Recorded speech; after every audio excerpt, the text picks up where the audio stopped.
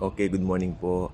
Right now, I would like to share something really very important from the Word of God. And ito po, kapag ka na-realize nyo po ito, gagaan ang pakiramdam nyo at maiisip nyo, ang sarap palang maging Kristiyano. Grabe, bongacious, sarap palang maging Kristiyano. Diba? Alam nyo, may mga times, aminin na po natin, there's some Christians na parang nagwe-question nila, Panginoon, Kristiyano po ako, mananampalataya mo ko, I'm a believer.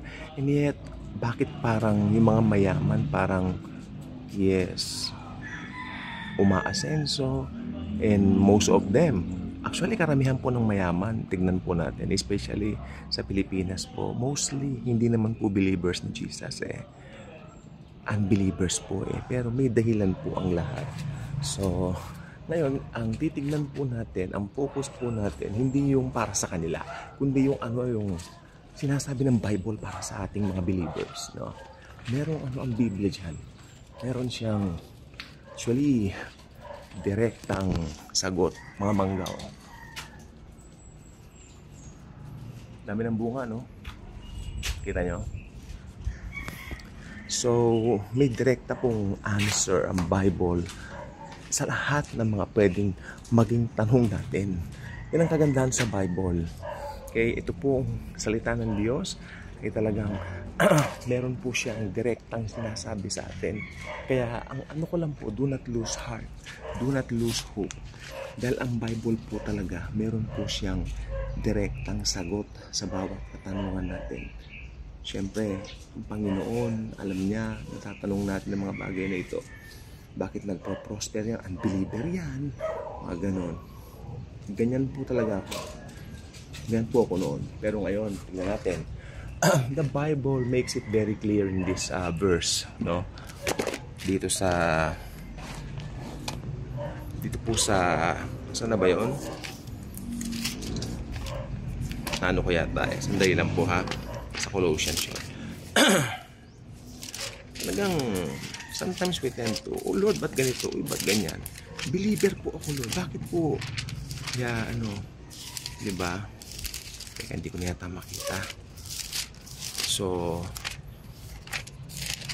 nag-almusal na po ba kayong lahat? Oh, hawak ko na kanina, biglang umano yung kamay ko Tiyak kung nasaan po yun dito. Nakita ko lang po siya kaya sabi ko mag-vlog ko nga to. So, ayan. Hindi ko na po kung makita. Pero natatandaan ko po yung sinasabi. Teka lang po. So, sa atin po mga Kristiyano, ganyan po tayo. We tend to question the Lord sometimes. Bakit ako ganito? Bakit ako ganyan? Bakit parang sila? Mas daig ako?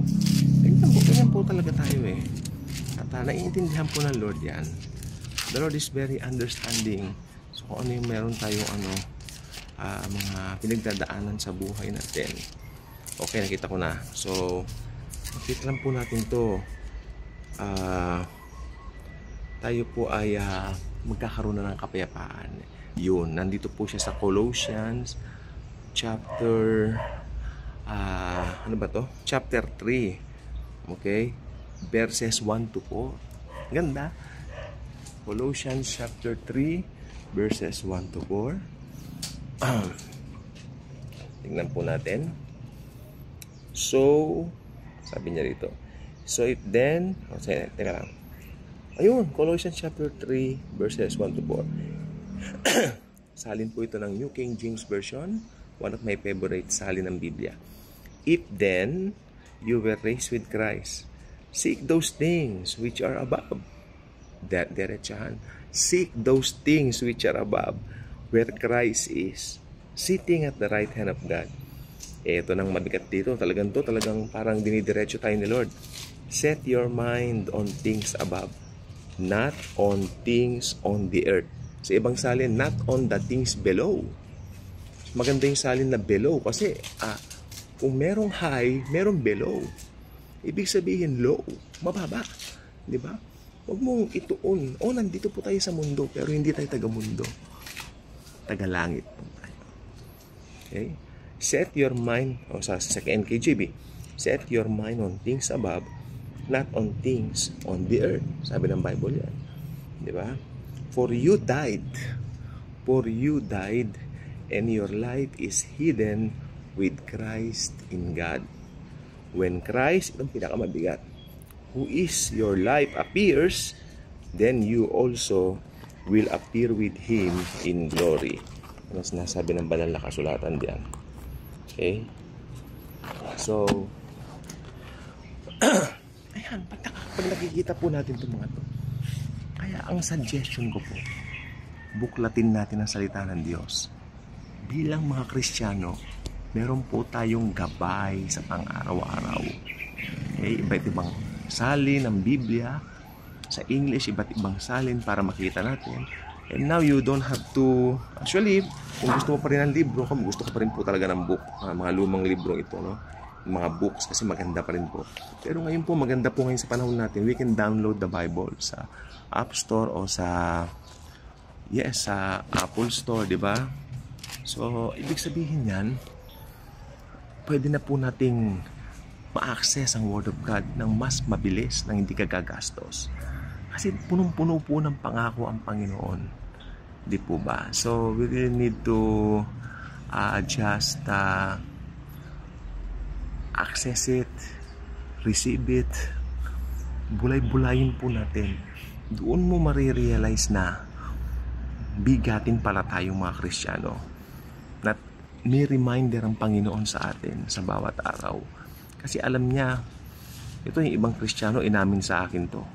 Ako minsan, hindi naman ako naiinggit, pero parang minsan naku-question ko lang, aba, umaasenso ha. Pero alam niyo, na bawat pangyayaring ganon, yung mga taong pag tumanda na, mas gaano kayaman, they starting to look for God. At ginagamit po tayo doon, no? Kasi may isa po nagpatotoo, sabi niya, napakayaman ko. Nakasama namin dati sa isang Bible study. Sabi niya, napakayaman ko. Sabi niya, buong buhay ko. Sabi niya, napakayaman ko. Pero matanda na po siya.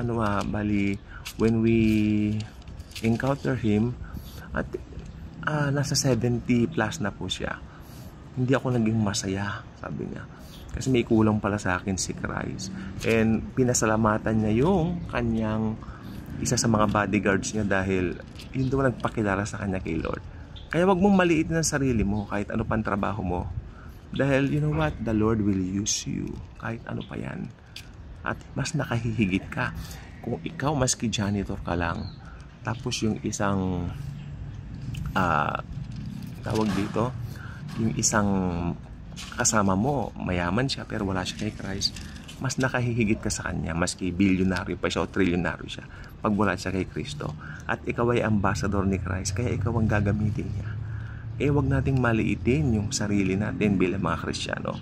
Hindi po yung pagmamataas, kundi pagtingin lang po natin sa ating mga sarili, kung sino tayo kay Lord. At dahil yan po yung napaka-importante. Okay, it's very important to know who you really are in Christ. Dahil sometimes talaga nagkakalimutan na po tayo. Nalilimutan natin. We tend to envy those people na hindi naman Kristiyano, na hindi nakakakilala sa Panginoon. At minsan nagko-compromise pa kayo dahil, just because mayaman sila kaysa sa inyo. Nakakahiya po sa Lord. It's not the way the Lord created us to be like that, just to be like that. Oh my God, it's not worth it. You are a Christian. Ayan pinaupo kang kasama ni Kristo. Ayan tingnan mo. English to If then you were raised with Christ, seek those things which are above, where Christ is, sitting at the right hand of God. At sabi ng ibang part ng Bible, tayo ay pinaupong kasama ni Christ. We were seated with Him. So, know your true identity. We belong to Christ. Hindi natin kailangan mainggit sa mga parang umaasenso ng mga mayayaman, ng mga hindi mananampalataya dito sa mundong ito, dahil tayo ay gagamitin ni Lord para sila ay madala sa Kanya. Okay? Mas nakahihigit tayo because Jesus will use us to bring those people to Him. Okay? At know your identity. Know your identity. Yun lang pong gusto ko sabihin. Know your identity. Okay? Again, mada-download po ang Bible ngayon sa Play Store at saka sa App Store, no? Ng Apple, no? Kung Apple ang gamit mo, yun.